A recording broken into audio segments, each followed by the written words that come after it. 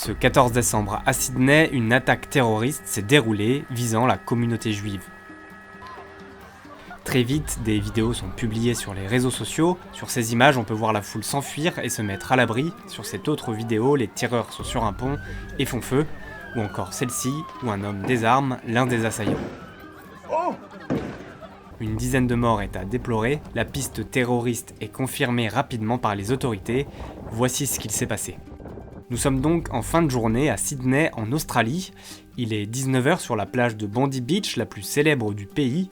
Touristes, nageurs et surfeurs profitent du week-end. C'est à ce moment-là que deux hommes entièrement vêtus de noir et armés de fusils automatiques font irruption.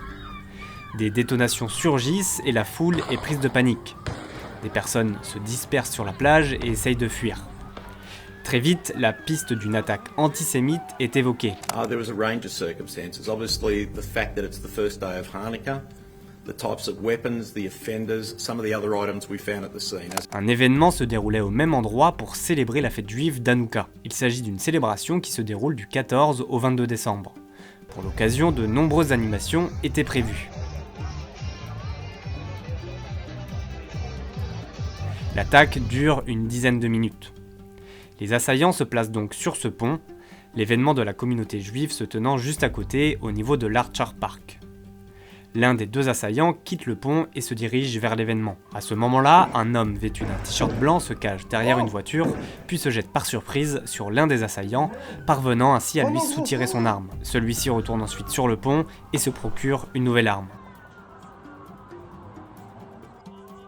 Après quelques minutes d'échange de tirs, les deux suspects finissent par être neutralisés. L'un des deux est mort, indiquent les autorités, tandis que le second est dans un état critique. Le bilan à la mi-journée du 14 décembre fait état de 11 morts et de 29 blessés. Les autorités ont ensuite découvert un engin explosif artisanal dans une voiture utilisée par l'un des suspects. Un appel à témoins a été lancé pour savoir si d'autres personnes étaient potentiellement impliquées dans l'attaque. Côté réaction, le Premier ministre israélien Benjamin Netanyahou affirme que la politique australienne a jeté de l'huile sur le feu de l'antisémitisme.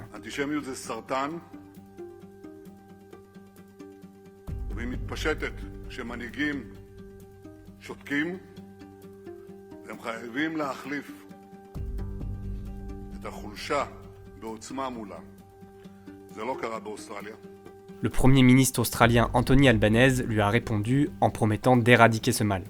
There is no place for this hate, violence and terrorism in our nation.